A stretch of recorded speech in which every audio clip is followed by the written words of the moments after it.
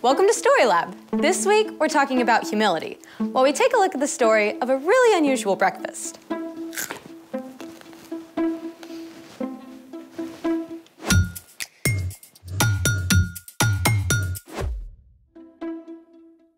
Hey, I'm Skylar. And I'm Sebastian. We're talking about humility, which is putting others first by giving up what you think you deserve. So what are we doing today? This. Taking out the trash. Take a look inside. Okay. Hold on. I feel like I'm doing surgery.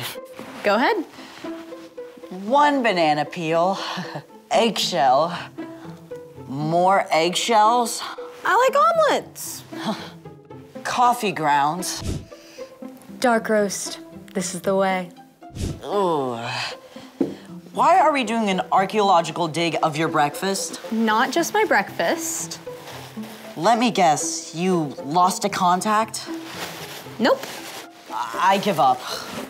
What do you see? A bunch of garbage. I see pure gold. I think you need to get your eyes checked. This stuff can turn into something amazing. What? Ta-da! Dirt. Not just any old dirt. Compost. Compost is decayed organic matter used to fertilize and nourish garden soil. This stuff adds all kinds of nutrients. It can make plants grow like crazy. But how does all that turn into this? I'm so glad you asked. Let's make it. There are actually a bunch of ways to make compost. You can go outside and dig a hole about 1 foot deep, but you can also just compost on your kitchen counter with a bin like this. So you just dump the stuff into the bin and it turns to compost? Not quite. You need 2 ingredients for your compost recipe, greens and browns. I see green and I see brown. Actually, these are all greens. Fruit and veggie scraps, eggshells, tea bags, and coffee grounds are all greens because they have a lot of nitrogen in them. If you have this many greens, you need 3 times as many browns. Ooh, will these do? Nope. Browns are rich in carbon, stuff like shredded newspaper, dried leaves, and cardboard. We need to feed our compost with 1 part greens and 3 parts brown. I'm on it. All right, that's 1 green, and then 3 brown.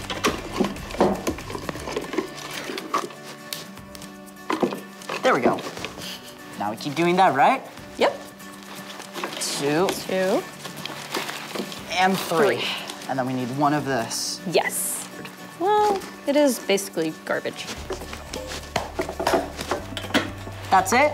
Pretty much. You can feed your bin greens and browns, and with the right balance of carbon and nitrogen, it'll help it decompose quickly. And it also helps to turn it over every few days. What a cool way to turn something no one wants into dirt. Really helpful, awesome dirt. There's more than one way to make something good out of something not. It's time for... The story before the story. Today, we're in John, the 4th book in the New Testament. But before John, in the very beginning, out of a deep, deep love, God made an amazing world. But when people turned away from God, the world was broken. God made a plan to draw people back into relationship. So at the right time, God sent his very own son, Jesus, to come live among us. When Jesus grew up, he traveled from town to town, teaching and healing. But the religious leaders made plans to get rid of him. Jesus was crucified on a cross and died. But early Sunday morning, Jesus returned to life. Lots of his friends saw him. Which is where our story starts. Take it away. Hey everyone, I'm Chloe. Hey, Chloe. After Jesus defeated death, he appeared to Mary Magdalene and then to his closest friends, and lots of other followers too. We can only imagine how amazed and overjoyed they were, and how many questions they had, especially Peter. I said 3 times I didn't know Jesus. Is he angry with me? Does he still want me to be his friend? It was true. The night before Jesus was crucified, Peter had promised he would die before denying Jesus. Where I am going, you can't follow now, but you will follow me later. Lord, why can't I follow you now? I will give my life for you. Will you really give your life for me? Before the rooster crows, you will say 3 times that you don't know me. Within hours, Jesus was arrested. Many of Jesus' friends had fled, but Peter followed behind, trying to remain unnoticed. As Jesus was questioned by the high priest, Peter stayed outside, warming himself by a fire. A servant girl questioned him. You aren't one of Jesus' disciples too, are you? Peter was cold and scared, so he let fear take over. I am not. 2 more times, Peter denied knowing Jesus. Then, a rooster crowed, just as Jesus had said, and Peter realized the terrible thing he had done. That had only been a short time before. Even though Jesus was now alive again, Peter wasn't sure what Jesus thought of him. So, Peter did what he often did when something was bothering him. He gathered a few friends and went fishing. All night long, they threw out their nets, but by early morning, they still hadn't caught a single fish. As they returned to shore, they saw a lone figure standing there. Friends, don't you have any fish? No. Throw your net on the right side of the boat. There you will find some fish. That makes 0 sense. Even though it seemed ridiculous, Peter gave it a try. And within moments, the net was so full of fish, they couldn't even pull it onto the boat. It's Jesus. In his excitement, Peter forgot his worries and splashed as fast as he could toward Jesus. When he reached the shore, Peter found that Jesus had already cooked fish over a campfire. Come and have breakfast. Jesus offered the fish and some bread to Peter and his friends. The last time they had eaten together was the night Jesus died. But so much had happened since then. They may have been quiet as they ate, wondering how things would be different now. When they finished breakfast, Jesus called Peter aside. Maybe they took a walk on the beach. I bet Peter's heart was pounding fast. This is it. Peter, do you love me more than these others do? This was not what Peter expected. He took a deep breath and answered. Yes, Lord. You know that I love you. Feed my lambs. Now, let's be clear. There were no sheep on the beach.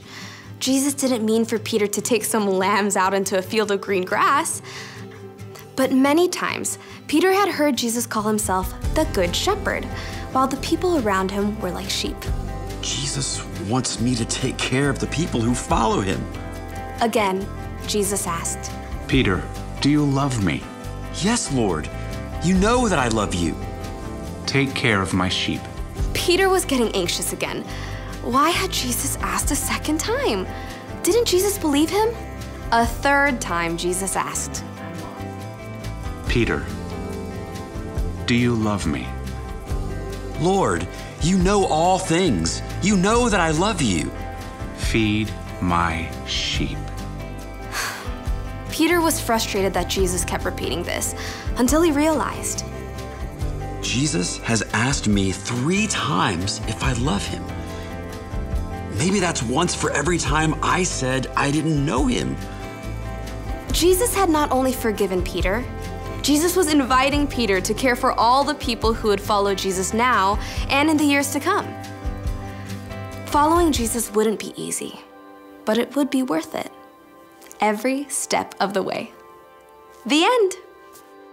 Wow, so Peter really messed up, but Jesus still loved him. Yeah, Jesus didn't leave him hanging. Exactly. Peter was the one who denied Jesus, but Jesus took time to make it right between them.